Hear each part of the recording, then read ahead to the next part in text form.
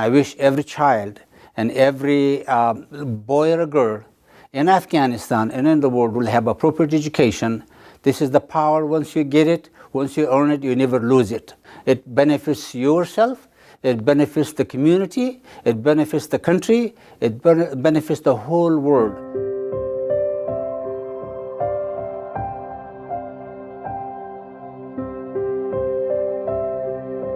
One day, not so long ago, Afghanistan was a very different place with a very different story. Kabul was a thriving metropolis, once hailed as the Paris of Central Asia. There was a vibrant culture, bustling commerce, and education for both men and women. It was a country where opportunity existed, where women could vote, where people could dream, and their dreams come true. And then it all changed in 1979.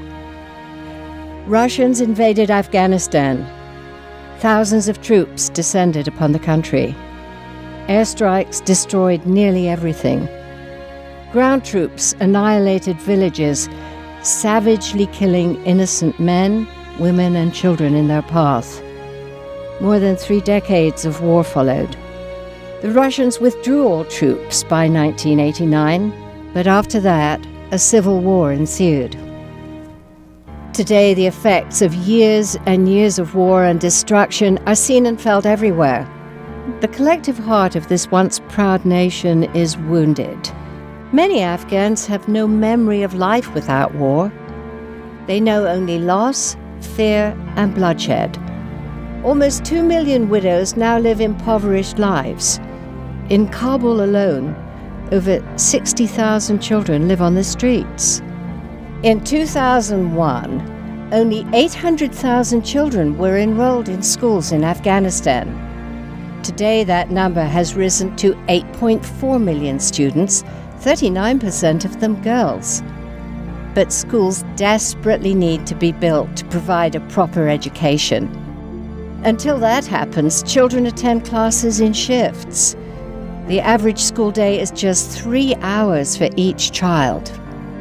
Nearly 3/4 of Afghans over the age of 15 cannot read or write. According to the U.S. Department of Justice, the link between academic failure and delinquency, violence, and crime is welded to reading failure. Today, 4.2 million Afghan children still remain deprived of an education. And yet, despite what can seem like a hopeless situation, the people of Afghanistan still have dreams for themselves, for their children, for their future. And this is where you and Books for Afghanistan come together, where a new hopeful story can be written. With a belief that from thinking children come thinking adults, the Books for Afghanistan program is teaching literacy one child and at least one book at a time. This program of the Educational Non-Profit Institute for the Study of Human Knowledge distributes books under the Hoopoe imprint. These are not ordinary stories. They're written from Afghanistan's rich storytelling tradition, collected from oral and manuscript sources by the renowned Afghan author and educator Idris Shah. Hoopoe books are their stories. Afghan tales that have been carried through generations, told and retold in tea houses, on street corners and bazaars, and by family and friends. They contain powerful ideas that develop human thinking skills and perception, and encourage a flexibility of mind that cannot coexist with extremist beliefs. Dr. Mohammad Kharoti is a US-based physician who was born in Afghanistan. He returned to his country to establish Green Village schools and champion education for Afghan children. He has distributed thousands of Hoopoe books and has seen their power firsthand. To giving a Hoopoe books to the child, the first thing I see in their face is a smile. When they receive the book, they smile. And they get pride, with very pride, they take it back, go back to their seat. and they are looking at it right away. And you and the other kids come together and see the pictures. And that's the beauty of this particular project. This is only not for one child, it's for the whole class, it's for the whole community. U.S. Army Captain Mike Butler is a civil affairs team chief with the Provincial Reconstruction team. He has served in the remote area of the Paktika province, an impoverished area far from the control of the central government in Kabul. He organized the distribution of the books. The Hoopoe books were completely different than anything the children or adults had received. It was funny, we saw just as positive reaction, whether it was an elder getting the books, versus a 5-year-old child. These books are very colorful. They're very easy for even an illiterate person to follow. So one thing I like about the books is that they really kind of engage an illiterate person, adult man or woman. The Hoopoe Books Project, I think, is doing a great job in Afghanistan. These are the stories they were told many, many years ago by their grandparents, from father to child, to grandchild, to great-grandchild. And some of them are disappeared because people can read and write, and some of them are there. Those who people are able to recall them and write them and make books form out of them in a language that is common to the Afghan society and also to the international community, I think is an outstanding idea. I think it's wonderful that the Afghan children have the access, be able to read about their past, of their history, their culture, their tradition, their heritage, and their good life that was in the past.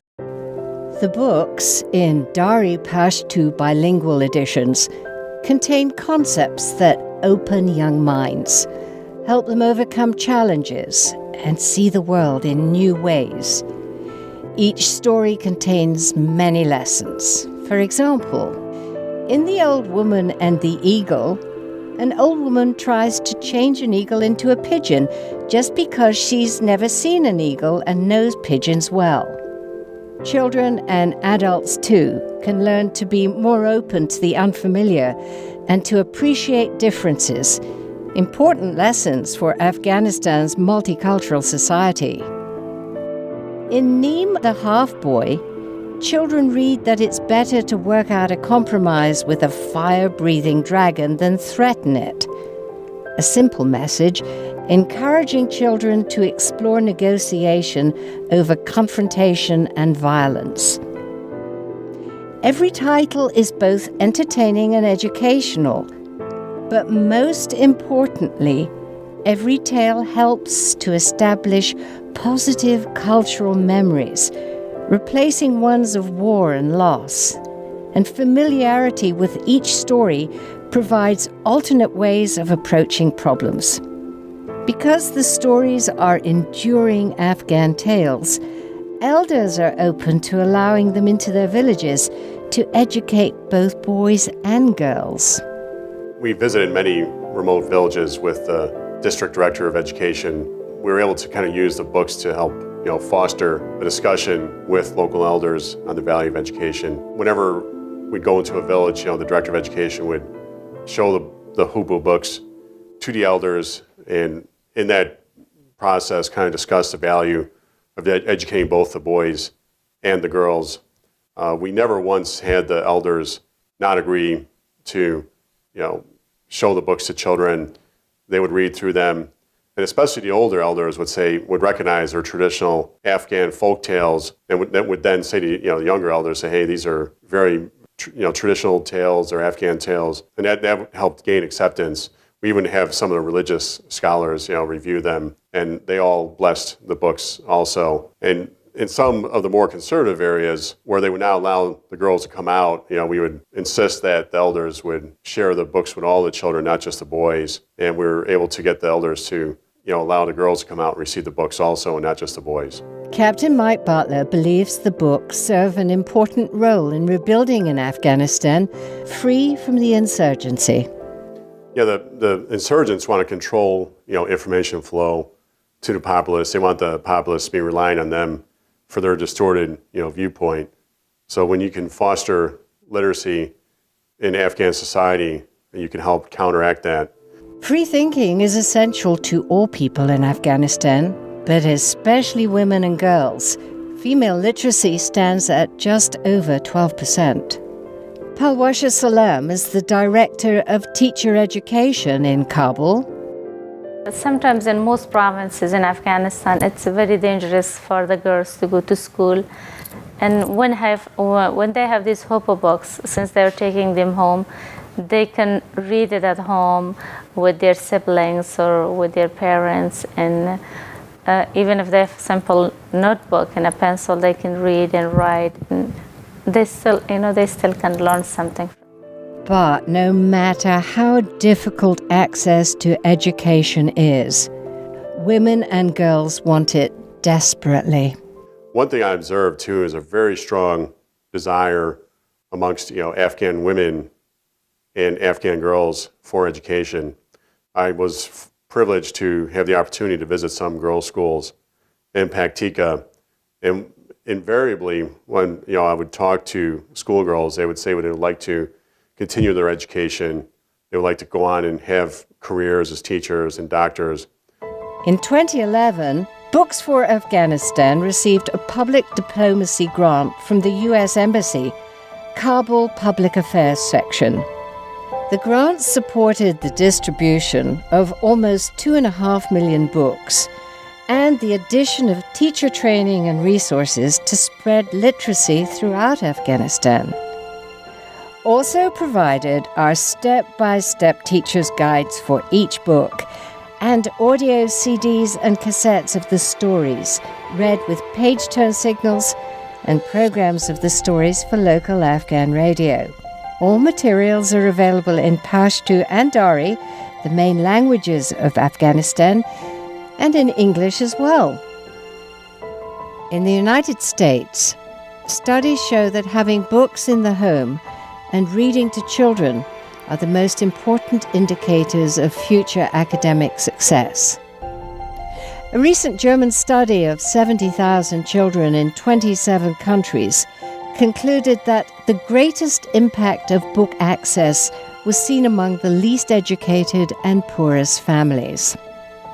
Having books in an Afghan home ensures that women are able to learn elementary reading skills, to read to their children and pass on these skills for as long as they have these books, and no matter what changes occur outside the home.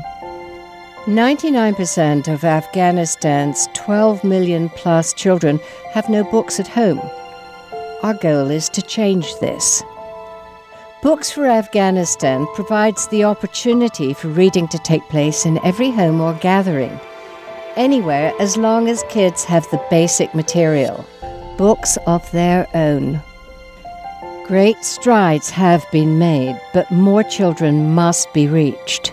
More children await their chance at literacy. Your gift, of any size, will be used to purchase books for the children of Afghanistan. For 99% of these children, it will be the first book the child has ever owned. The books you help fund will find their way to a child in Afghanistan, but their impact won't stop there. Children return home to their families and in turn teach their parents to read. Organic literacy spread by the simple yet profound gift of books. I have so many memories going back to Afghanistan and working with these beautiful, innocent young children. And the memory I have it with the little boy that he was 10 years old and he was doing car washing during the day, like up to 11 o'clock. And then he was coming to Ashiana to learn how to read and write. It's not even a formal school. They're just coming to the class and they're teaching them. And the way he was reading the story inspired me, the way he was acting out. And he was so encouraged to be, a doctor. He had a big dream to be a doctor and help poor people freely. I mean, if we stop this project and if they don't have the book, if they don't have, how he's gonna accomplish his dream, how he's gonna learn more.